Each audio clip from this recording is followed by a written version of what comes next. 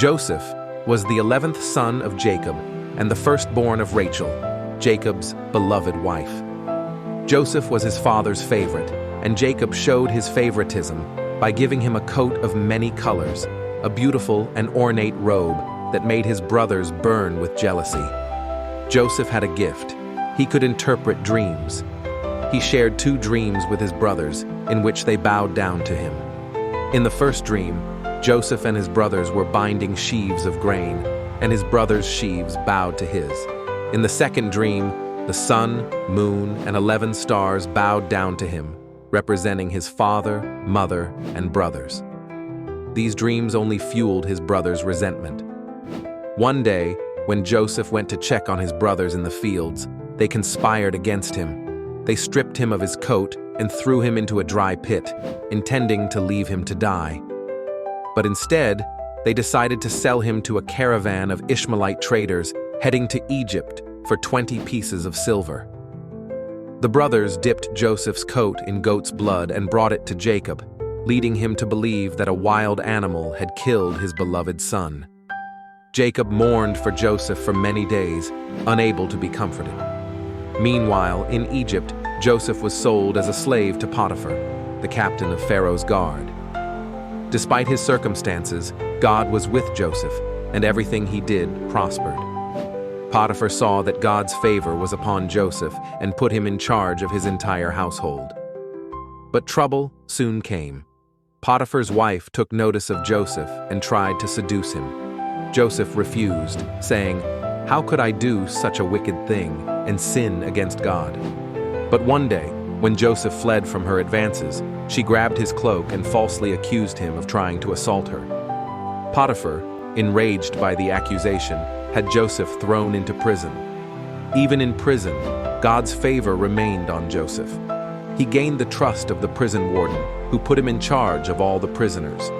While in prison, Joseph met Pharaoh's cupbearer and baker, who had disturbing dreams. Joseph interpreted their dreams, predicting that the cupbearer would be restored to his position, but the baker would be executed.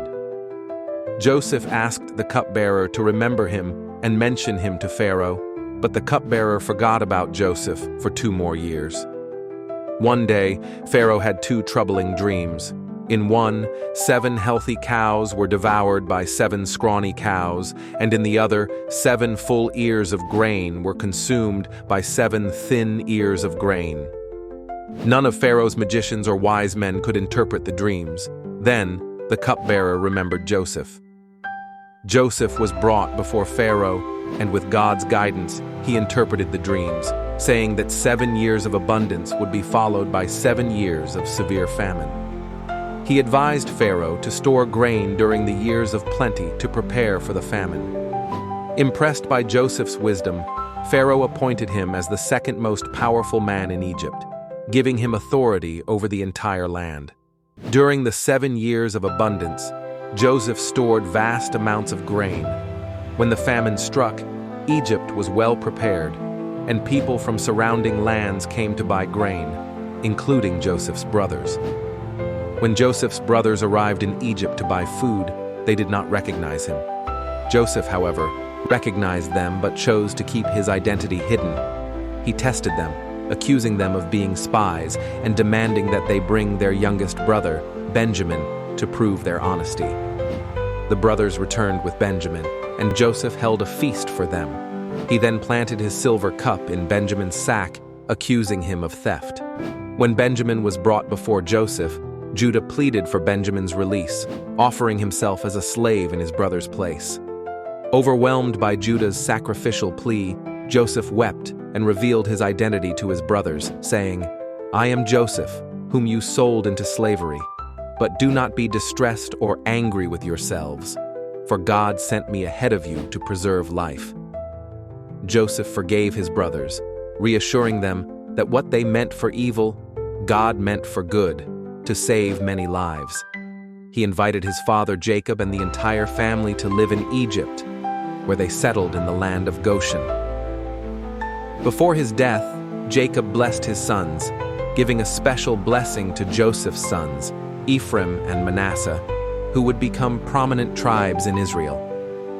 Joseph lived to the age of 110 years, and before his death, he reminded his brothers of God's promise to bring them out of Egypt and into the land promised to Abraham, Isaac, and Jacob. Joseph's last words were a message of hope and faith in God's promises. The story of Joseph teaches us that even when life seems unfair, God is always working behind the scenes, turning what was meant for harm into something good. It is a powerful reminder of how forgiveness, faith, and perseverance can lead to extraordinary blessings. Enjoyed the video? Don't forget to like, share, and subscribe. Stay blessed.